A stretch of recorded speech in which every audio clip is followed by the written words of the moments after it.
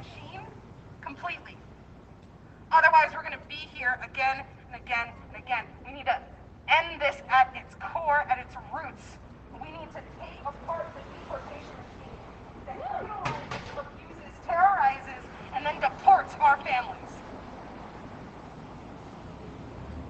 Regarding some really great news this morning, for those who didn't hear, there's been a 10-day stay granted this morning on stopping the deportation of these families, but once again for 10 days. It's only a temporary one. We know that after those 10 days, ICE is going to continue to do what it does. It's going to try to rush to deport these families. So we're going to continue to demand here in person, over the phone, via email, and every goddamn way we got to do it to let ICE know this isn't your holiday. This isn't your bacchanalia for you to go hog wild on abuse of our families. We're going to hold you accountable, and God damn it, we're going to abolish you. Let them know. Woo! So with that, I want to bring up some fun. So real quick, I'm just going to give you a rundown on what's going on here in Philadelphia. This is a protest against ICE, the immigration police, who were set to deport 28 children and 28 children and 23 families in total. Today, they have announced that there's a 10-day stay for those immigrants. They will not be deported over Thanksgiving.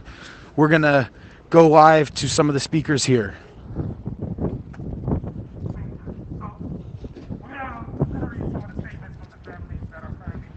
Statements from the families. Inside the Birch Detention Center. Some of these families are escaping some pretty traumatic events, including, watching, witnessing their whole families being murdered, and folks being the victim of sexual assault. So this is from a father that is currently sitting at a Birch Detention Center. This is from a father sitting in the Berks Detention Center. We feel like it's a canoe in the middle of an ocean without a place to anchor. We flood Haiti into government violence against us.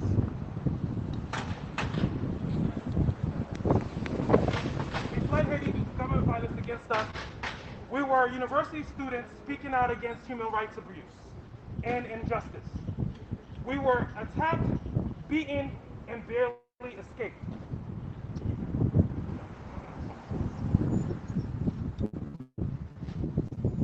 My wife was pregnant, they raped her, and unfortunately lost the baby due to sexual assault.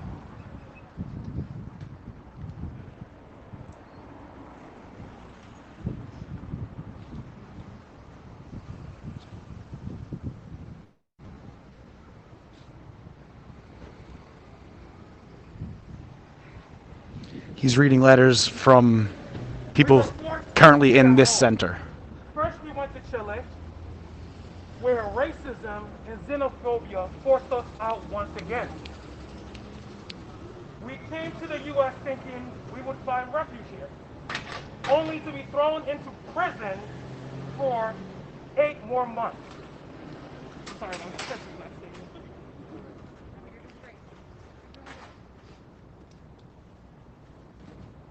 It was extremely painful to watch my baby growing up in this jail. I have absolutely no control I have absolutely no control over his well-being. He is often sick and unable to eat, but I am forced to watch my baby crying and can't even help him.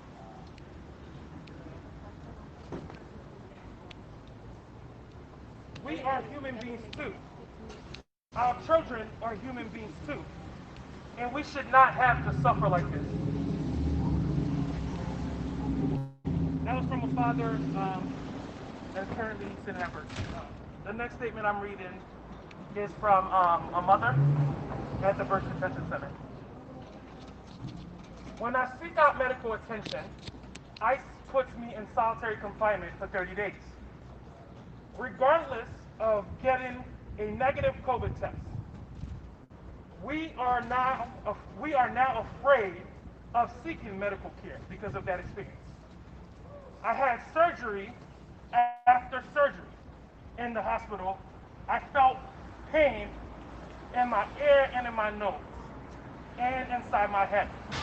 I tried to explain this to the doctors, what was happening to me, but no one seems to know what is happening to me. The noise has not stopped.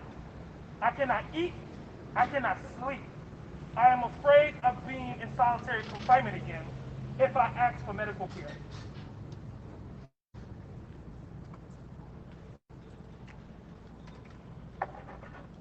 Thank you, Steve Paul. I want everyone to know those statements were given to us by these families yesterday. That is what they're saying to us right now. This is disgusting. These are families who a pregnant woman raped until she miscarried? A whole family gunned down because they criticized the government? How the fuck is that not a case for asylum? If that ain't a case for asylum, then there's no way anyone would ever win a case for asylum. And that's exactly what ICE wants. That's exactly what this administration wants. They don't want us. They don't want immigrants. They don't want black people. They don't want brown people. They don't want anyone who isn't the perfect white race. That is what we're up against. I'll invite Prudence to read a statement from a 14-year-old facing deportation right now. This is a woman named Prudence. She's coming up to read the words of a 14-year-old who's currently incarcerated, set to get deported. Good afternoon, everyone. This statement is from a 14-year-old. As a parent of a teenager, it is hard to believe that they're going through this right now. So, excuse me if I tear up a bit, because I am a mother, and I want the best for my child, my children, and to know that a 14-year-old is in the detention center right now, can't come out and spend time with their family. It's heartbreaking. This is the statement from a 14-year-old. I don't have the warmth of family anymore. I feel alone and sad because everything that has happened in this place. I see so many people who arrive and leave, and my mom and I remain here detained. Our lives are also in danger because of so many people who are infected with COVID-19. It hurts me that so many kids like me are locked up because of COVID. They spend more time locked up in their rooms. Please, I'm begging you, help us leave this place as soon as possible. I don't want to spend another Christmas. No child should be in cages. No child should be pleading like this to be free. They're escaping threats and have to come here to a land of opportunity, and this is what they're facing. No child should be in detention. No child should be in detention. No child should be in cages. No child. Freedom all. Freedom all. Freedom all. Freedom all. Freedom all. I'm going to read another statement from another child. Because they're under the age of 16. They're children. I live with my mom and my 5-year-old sister. I don't understand why life isn't fair. This is from a 13-year-old. We need to continue our lives as young people, study and be good people for society. A 13-year-old. These are the things that they're writing.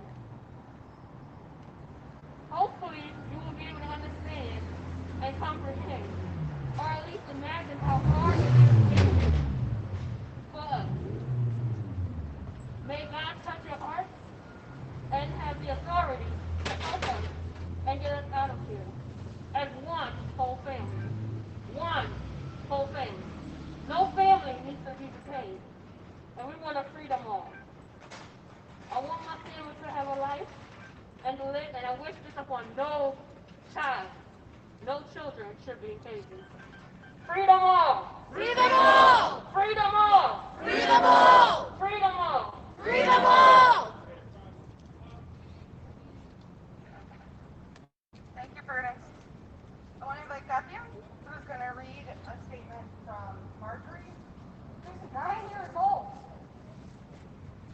This is the words of a 9-year-old who's also incarcerated to be deported.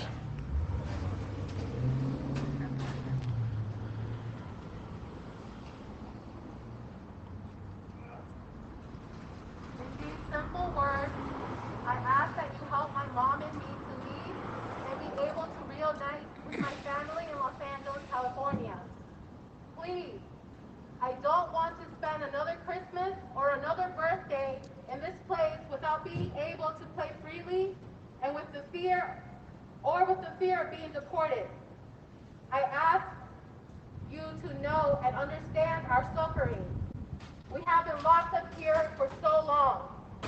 Free them all! Free them all!